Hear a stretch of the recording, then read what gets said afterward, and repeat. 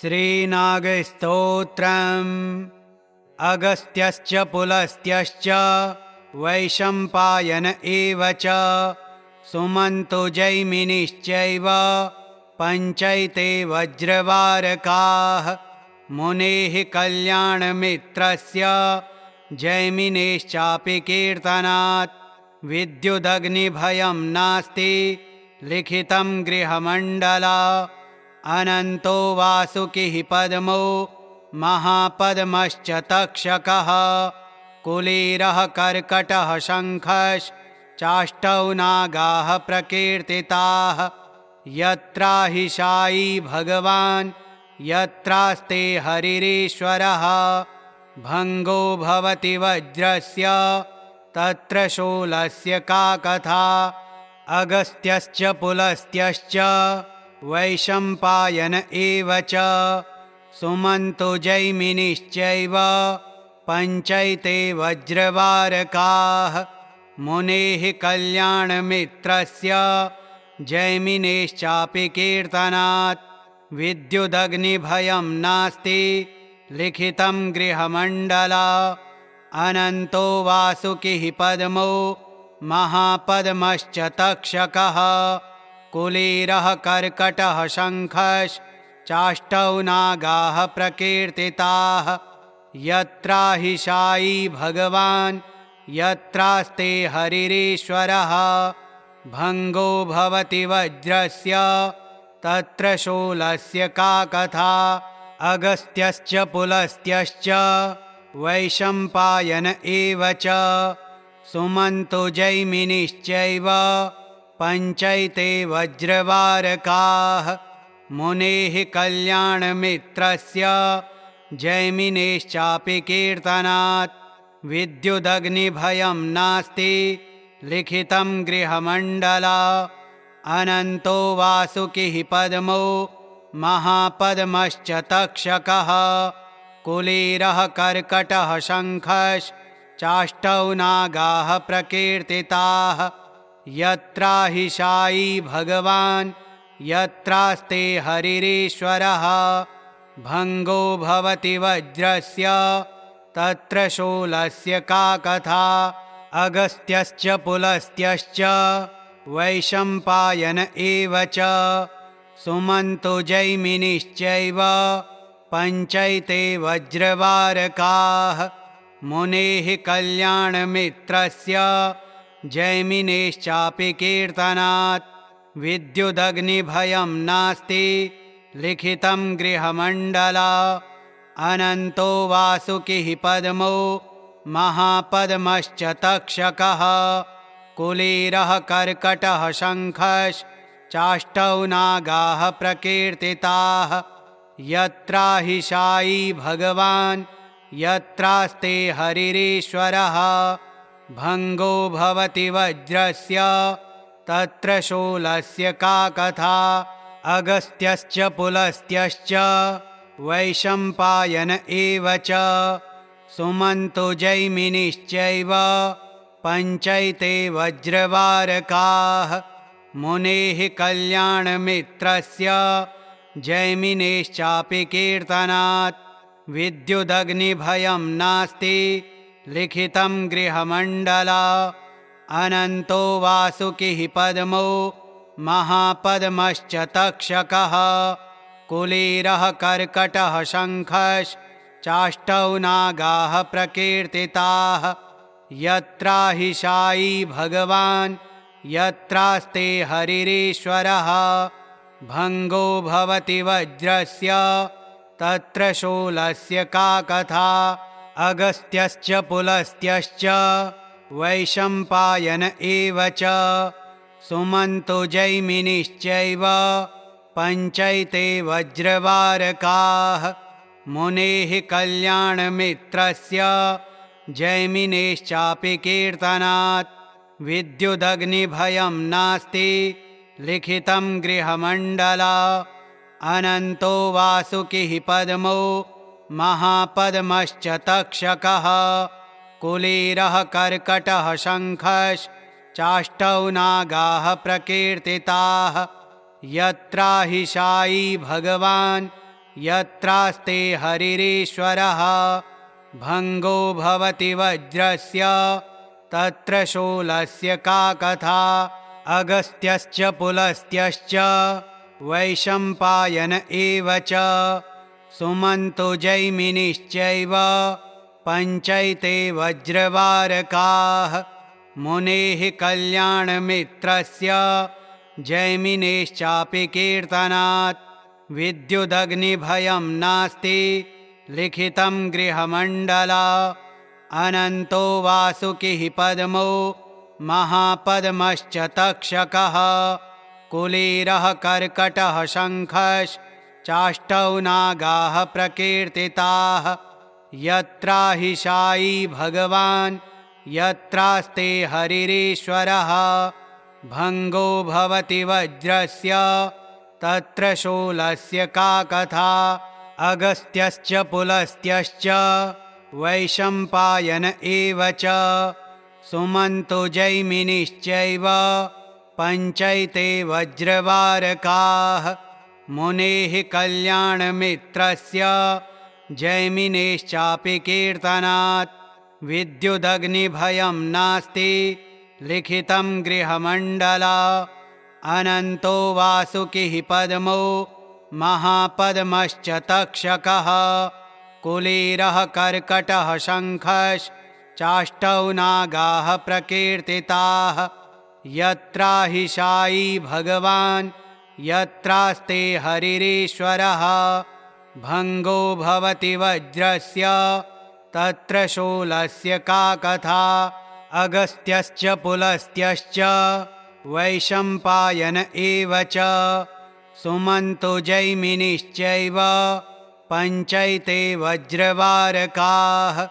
मुनेः कल्याणमित्रस्य जैमिनेश्चापि कीर्तनात् विद्युदग्निभयं नास्ति लिखितं गृहमण्डला। अनन्तो वासुकिः पद्मो महापद्मश्च तक्षकः कुलीरः कर्कटः शङ्खश्चाष्टौ नागाः प्रकीर्तिताः। यत्राहिशायी भगवान् यत्रास्ते हरिरीश्वरः भङ्गो भवति वज्रस्य तत्र शूलस्य का कथा। अगस्त्यश्च पुलस्त्यश्च वैशम्पायन एव च सुमन्तो जैमिनिश्चैव पञ्चैते वज्रवारकाः। मुनेः कल्याणमित्रस्य जैमिनेश्चापि कीर्तनात् विद्युदग्निभयं नास्ति लिखितं गृहमण्डला। अनन्तो वासुकिः पद्मो महापद्मश्च तक्षकः कुलीरः कर्कटः शङ्खश्चाष्टौ नागाः प्रकीर्तिताः। यत्राहिशायी भगवान् यत्रास्ते हरिरीश्वरः भङ्गो भवति वज्रस्य तत्र शूलस्य का कथा। अगस्त्यश्च पुलस्त्यश्च वैशम्पायन एव च सुमन्तो जैमिनिश्चैव पञ्चैते वज्रवारकाः। मुनेः कल्याणमित्रस्य जैमिनेश्चापि कीर्तनात् विद्युदग्निभयं नास्ति लिखितं गृहमण्डला। अनन्तो वासुकिः पद्मो महापद्मश्च तक्षकः कुलीरः कर्कटः शङ्खश्चाष्टौ नागाः प्रकीर्तिताः। यत्राहिशायी भगवान् यत्रास्ते हरिरीश्वरः भङ्गो भवति वज्रस्य तत्र शूलस्य का कथा।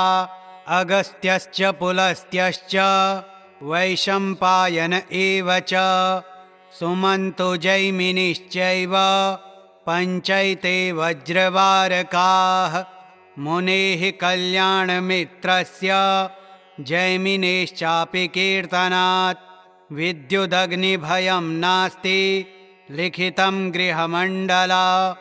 अनन्तो वासुकिः पद्मो महापद्मश्च तक्षकः कुलीरः कर्कटः शङ्खश्चाष्टौ चाष्टौ नागाः प्रकीर्तिताः। यत्राहिशायी भगवान् यत्रास्ते हरिरीश्वरः। भङ्गो भवति वज्रस्य तत्र शूलस्य का कथा। अगस्त्यश्च पुलस्त्यश्च वैशम्पायन एव च सुमन्तो जैमिनिश्चैव पञ्चैते वज्रवारकाः। मुनेः कल्याणमित्रस्य जैमिनेश्चापि कीर्तनात् विद्युदग्निभयं नास्ति लिखितं गृहमण्डला। अनन्तो वासुकिः पद्मो महापद्मश्च तक्षकः। कुलीरः कर्कटः शङ्खश्चाष्टौ नागाः प्रकीर्तिताः। यत्राहिशायी भगवान् यत्रास्ते हरिरीश्वरः।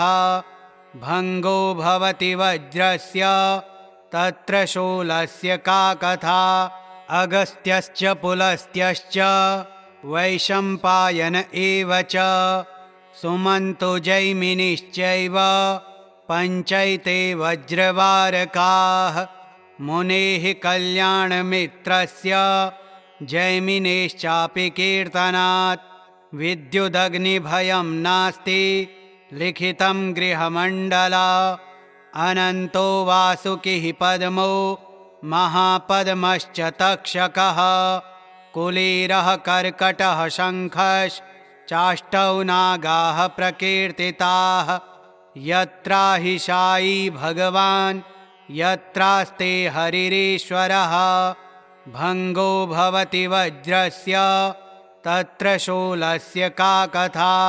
अगस्त्यश्च पुलस्त्यश्च वैशम्पायन एव च सुमन्तो जैमिनिश्चैव पञ्चैते वज्रवारकाः।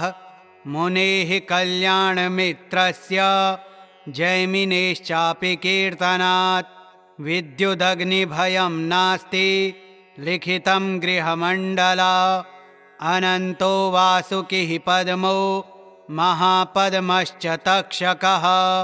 कुलीरः कर्कटः शङ्खश्चाष्टौ नागाः प्रकीर्तिताः। यत्राहिशायी भगवान् यत्रास्ते हरिरीश्वरः। भङ्गो भवति वज्रस्य तत्र शूलस्य का कथा। अगस्त्यश्च पुलस्त्यश्च वैशम्पायन एव च सुमन्तो जैमिनिश्चैव पञ्चैते वज्रवारकाः। मुनेः कल्याणमित्रस्य जैमिनेश्चापि कीर्तनात् विद्युदग्निभयं नास्ति लिखितं गृहमण्डला। अनन्तो वासुकिः पद्मो महापद्मश्च तक्षकः। कुलीरः कर्कटः शङ्खश्चाष्टौ नागाः प्रकीर्तिताः। यत्राहिशायी भगवान् यत्रास्ते हरिरीश्वरः। भङ्गो भवति वज्रस्य तत्र शूलस्य का कथा। अगस्त्यश्च पुलस्त्यश्च वैशम्पायन एव च सुमन्तो जैमिनिश्चैव पञ्चैते वज्रवारकाः। मुनेः कल्याणमित्रस्य जैमिनेश्चापि कीर्तनात् विद्युदग्निभयं नास्ति लिखितं गृहमण्डला। अनन्तो वासुकिः पद्मो महापद्मश्च तक्षकः। कुलीरः कर्कटः शङ्खश्चाष्टौ नागाः प्रकीर्तिताः। यत्राहिशायी भगवान् यत्रास्ते हरिरीश्वरः। भङ्गो भवति वज्रस्य तत्र शूलस्य का कथा। अगस्त्यश्च पुलस्त्यश्च वैशम्पायन एव च सुमन्तो जैमिनिश्चैव पञ्चैते वज्रवारकाः। मुनेः कल्याणमित्रस्य जैमिनेश्चापि कीर्तनात् विद्युदग्निभयं नास्ति लिखितं गृहमण्डला। अनन्तो वासुकिः पद्मो महापद्मश्च तक्षकः कुलीरः कर्कटः शङ्खश्चाष्टौ नागाः प्रकीर्तिताः। यत्राहिशायी भगवान् यत्रास्ते हरिरीश्वरः भङ्गो भवति वज्रस्य तत्र शूलस्य का कथा। अगस्त्यश्च पुलस्त्यश्च वैशम्पायन एव च सुमन्तो जैमिनिश्चैव पञ्चैते वज्रवारकाः। मुनेः कल्याणमित्रस्य जैमिनेश्चापि कीर्तनात् विद्युदग्निभयं नास्ति लिखितं गृहमण्डला। अनन्तो वासुकिः पद्मो महापद्मश्च तक्षकः कुलीरः कर्कटः शङ्खश्चाष्टौ नागाः प्रकीर्तिताः। यत्राहिशायी भगवान् यत्रास्ते हरिरीश्वरः भङ्गो भवति वज्रस्य तत्र शूलस्य का कथा। अगस्त्यश्च पुलस्त्यश्च वैशम्पायन एव च सुमन्तो जैमिनिश्चैव पञ्चैते वज्रवारकाः। मुनेः कल्याणमित्रस्य जैमिनेश्चापि कीर्तनात् विद्युदग्निभयं नास्ति लिखितं गृहमण्डला। अनन्तो वासुकिः पद्मो महापद्मश्च तक्षकः कुलीरः कर्कटः शङ्खश्चाष्टौ नागाः प्रकीर्तिताः। यत्राहिशायी भगवान् यत्रास्ते हरिरीश्वरः भङ्गो भवति वज्रस्य तत्र शूलस्य का कथा। अगस्त्यश्च पुलस्त्यश्च वैशम्पायन एव च सुमन्तो जैमिनिश्चैव पञ्चैते वज्रवारकाः। मुनेः कल्याणमित्रस्य जैमिनेश्चापि कीर्तनात् विद्युदग्निभयं नास्ति लिखितं गृहमण्डला।